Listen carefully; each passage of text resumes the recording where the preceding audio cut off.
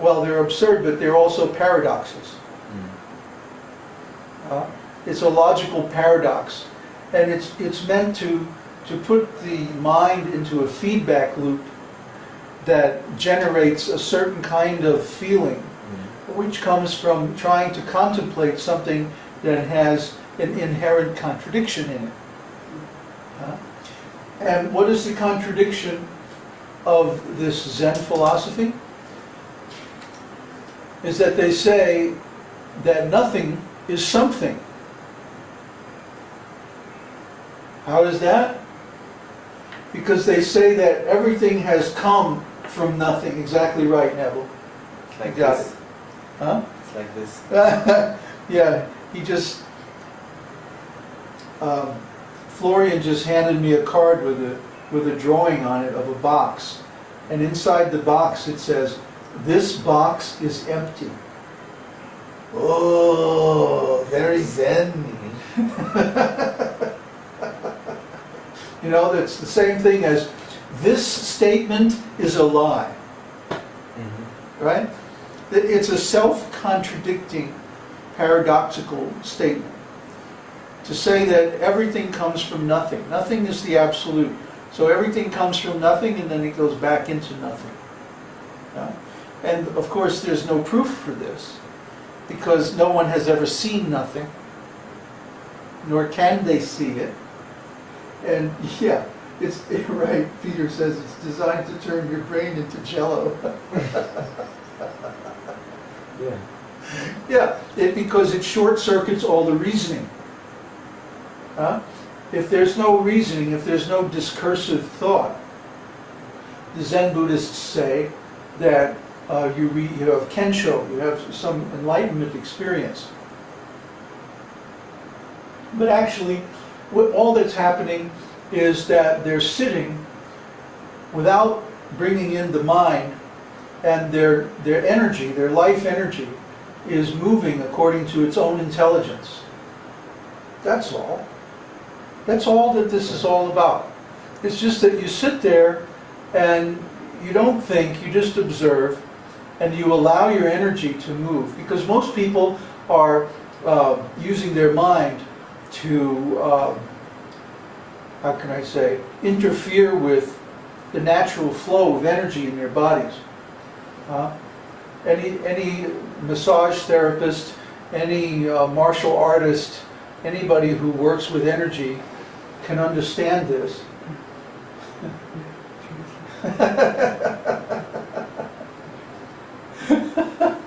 Uddhava just posted this cartoon.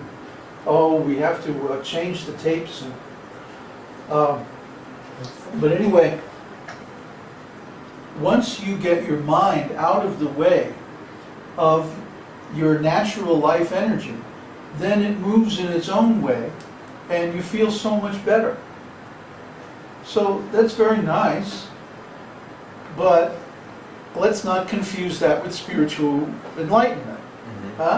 That's something completely different. Yeah. That's why the Zen people meditate on the Dantian, which is the second chakra, just below the belly button, just below the navel, because that is the like the reservoir, like the storage battery of the chi, or prāṇa in the body. So it's just prāṇa, that's all. Yeah, that's right, Neville. Neville says, materialists say, look, random forces of nature make beautiful mountains and natural formations. Surely they can also make animals and humans given enough time. But the forces of nature are not random. They also have the supersoul's supreme consciousness behind them, so there's no randomness in anything. That's right.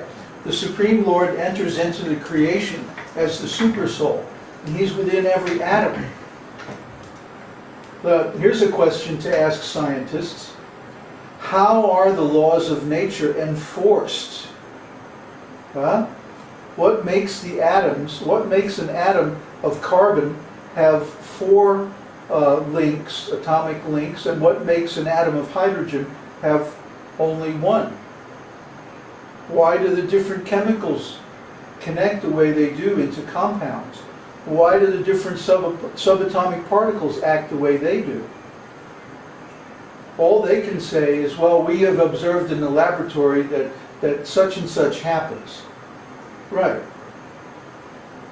Yeah. How does dumb matter obey laws? Well, obviously something has to force it, because matter doesn't have any intelligence by itself. There has to be an enforcer. Huh? So that's God. God, as the super soul, enters within every atom, as stated in the scripture. But what does that mean? That means that He is in control of all the transformations and reactions of material nature. It's not random, it's not accidental. It's all very, very deliberate. So we can understand that without this intelligence, the material creation is impossible. It doesn't just arise out of nothing. We never see an example in real life of something coming from nothing.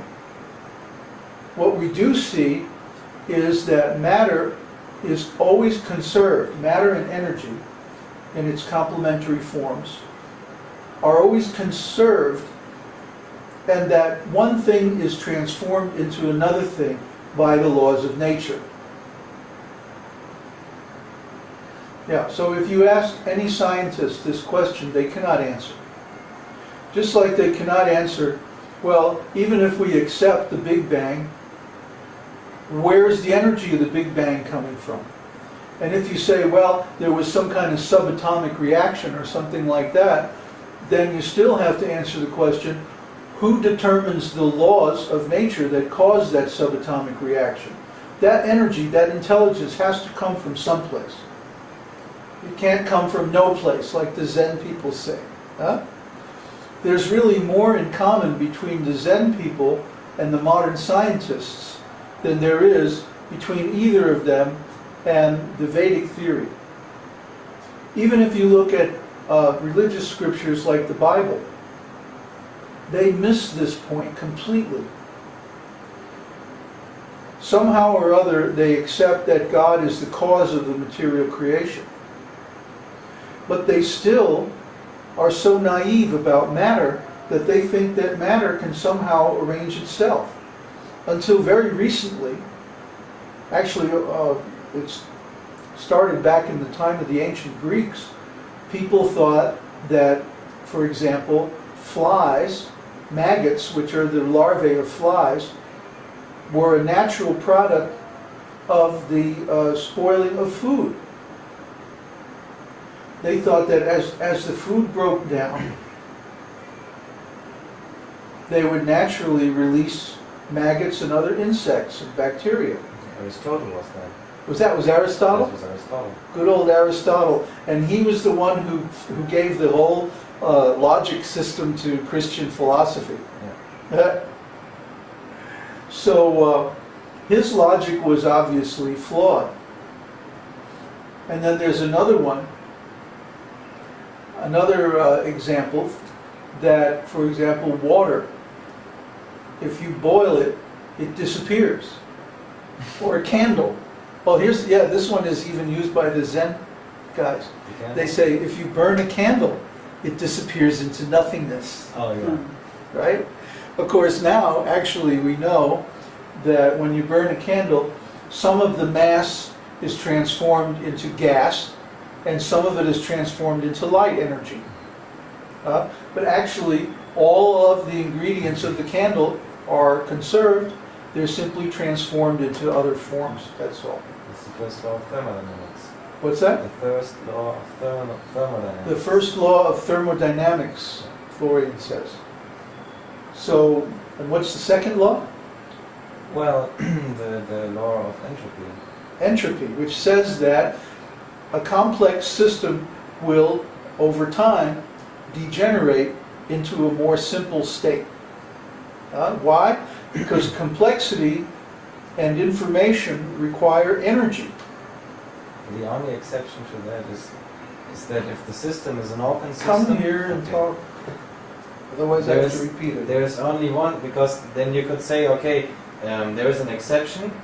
What is about open systems? Because we can observe in every closed system that this law is valid. We don't have any example in the material world where this law doesn't work, except for open systems. So now the evolution is open systems means there's something more than the material world.